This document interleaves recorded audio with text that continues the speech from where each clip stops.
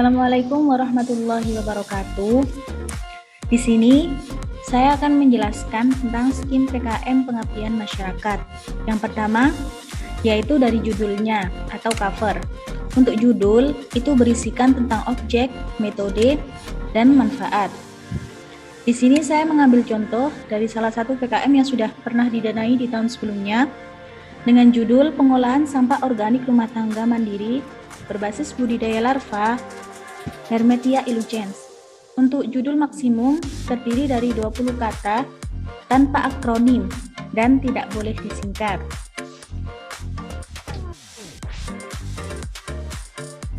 Selanjutnya yaitu untuk jumlah anggota atau personil dari PKM PM itu sendiri yaitu terdiri dari 3-5 orang yang berasal dari 2 angkatan yang berbeda, bisa berasal dari lintas prodi tetapi tetap satu kampus.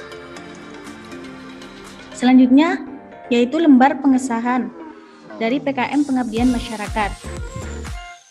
Untuk cover dan juga lembar pengesahan itu hanya dicantumkan di seleksi univ saja, tapi tidak diupload secara interaktif di laman Simbel Mawa. Lanjut yaitu masuk ke daftar isi. Untuk daftar isi ini ada bab 1 pendahuluan, ada bab 2 gambaran umum masyarakat sasaran, bab 3 metode pelaksanaan, bab 4 biaya dan jadwal kegiatan, daftar pustaka dan lampiran-lampiran. Untuk halaman daftar isi dimulai dengan huruf I kecil pada pojok kanan bawah.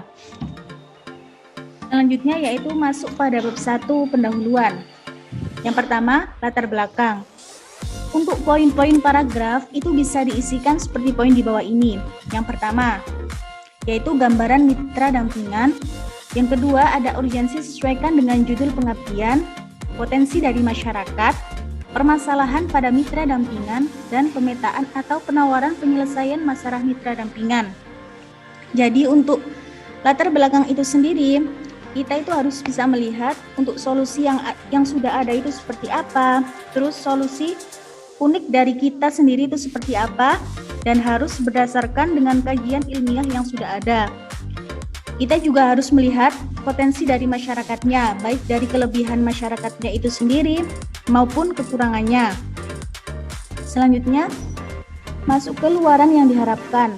Yang pertama, yaitu laporan kemajuan, itu dilampirkan dokumentasi aktivitas pelaksanaan program PKM-PM yang telah dilakukan secara mandiri oleh masyarakat mitra atau secara daring dengan mahasiswa. Yang kedua, yaitu laporan akhir, itu dokumentasi aktivitas. Yang ketiga, produk program berupa buku pedoman pelaksanaan program. Dan yang keempat, artikel ilmiah disesuaikan dengan format PKM. Yang ketiga yaitu masuk dalam manfaat. Yaitu yang pertama seperti contoh mengembangkan potensi diri, menghadirkan solusi baru, menghadirkan inovasi alternatif, dan menghadirkan solusi baru. Untuk halaman pendahuluan dimulai dengan huruf 1 pada pojok kanan atas. Dan untuk memulai bab baru, itu menggunakan halaman baru. Yang kedua, gambaran umum masyarakat mitra. Yang pertama, sasaran, yaitu nama mitra dan juga alamat mitra. Yang kedua, ada deskripsi masyarakat mitra. Yang pertama, yaitu menjelaskan terkait detail mitra, seperti nama, alamat, dan juga gambaran umum mitra. Dan yang kedua, potensi dari mitra, seperti kekurangan dari mitra tersebut seperti apa, dan juga kelebihan dari mitranya. Untuk mitra dari PKM-PM itu sendiri, yang pertama, yaitu lembaga pendidikan formal atau non-formal. Yang kedua, ada instansi pemerintah, Karang Taruna, kelompok PKK, panti asuhan, dan lembaga sosial kemasyarakatan lain. Intinya untuk mitra dari PKM-PM itu sendiri yaitu yang tidak berprofit. Selanjutnya yaitu masuk pada bab 3 tentang metode pelaksanaan. Yang pertama yaitu waktu dan tempat pelaksanaan. Untuk waktunya itu berkisar antara 3 sampai 4 bulan. Dan yang kedua ada lokasi dan alamat mitra. Selanjutnya yaitu tahap pelaksanaan. Untuk tahap 1 tentang sosialisasi program, tahap 2 melakukan pelatihan, tahap 3 melaksanakan pemantauan terhadap mitra, tahap 4 melakukan evaluasi, dan tahap 5 promosi program. Selanjutnya yaitu masuk pada bab 4 tentang biaya dan jadwal kegiatan. Yang pertama, untuk anggaran biaya itu dibuat dari angka 5 sampai 10 juta. Untuk anggaran biaya itu sendiri itu harus memperhatikan proses pengelolaan di atas. Maka untuk item biaya yang tidak diperkenankan diusulkan dalam rencana anggaran biaya PKMPM. Dengan catatan yang pertama, honorarium untuk tim, dosen, pendamping atau pihak ketiga. Yang kedua, konsumsi untuk tim, dosen pendamping atau pihak ketiga atau kelompok mitra.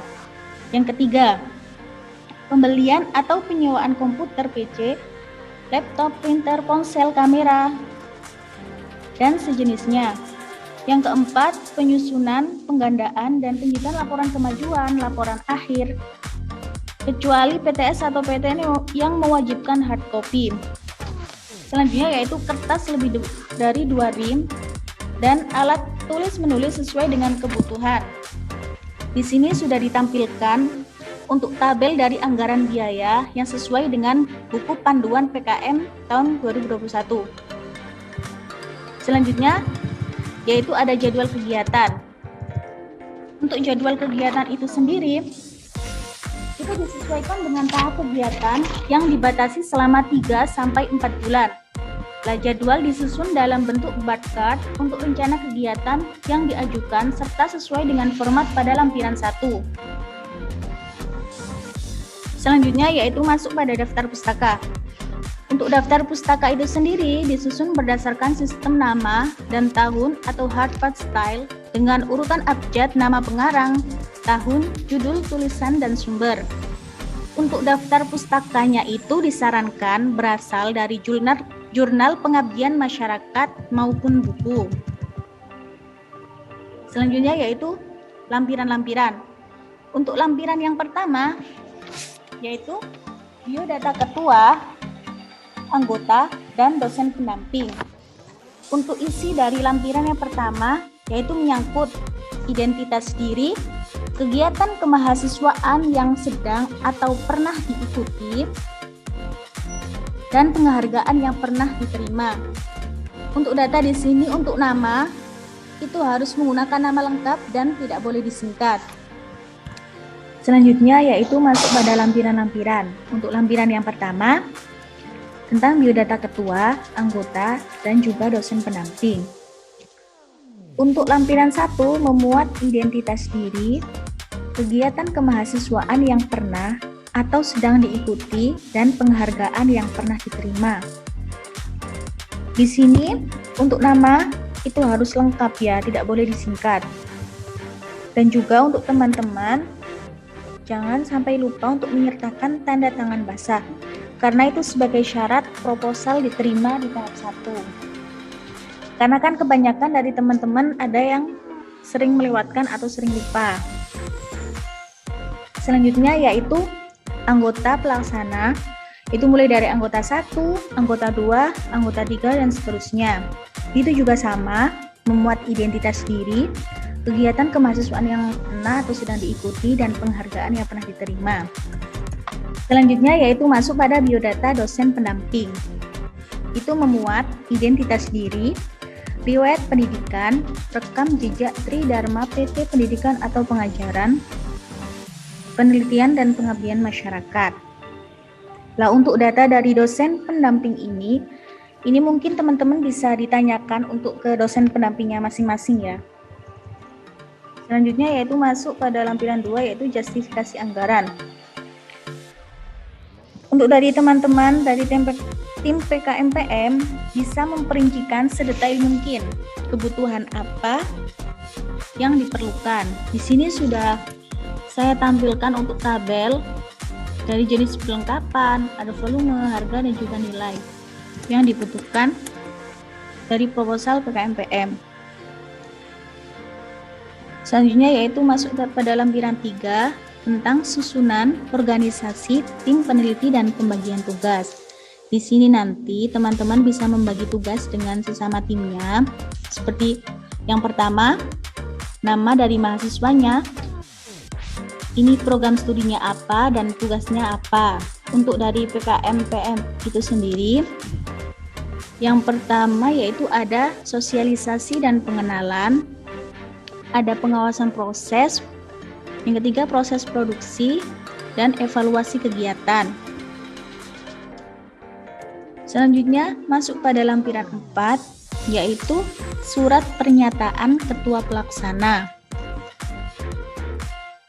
Di sini untuk surat pernyataan ketua pelaksana harus disertai dengan tanda tangan basah dan juga bermaterai. Selanjutnya yaitu masuk pada surat pernyataan bekerja sama dengan mitra. Di sini juga sama, yaitu untuk nama dari pemimpin mitra itu sendiri, tanda tangan basah dan juga bermaterai.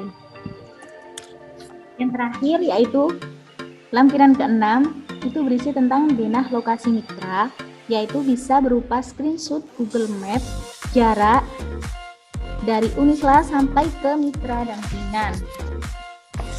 Baik, cukup itu saja yang bisa saya sampaikan. Semoga bermanfaat. Tetap semangat dan jaga kesehatan. Wassalamualaikum warahmatullahi wabarakatuh.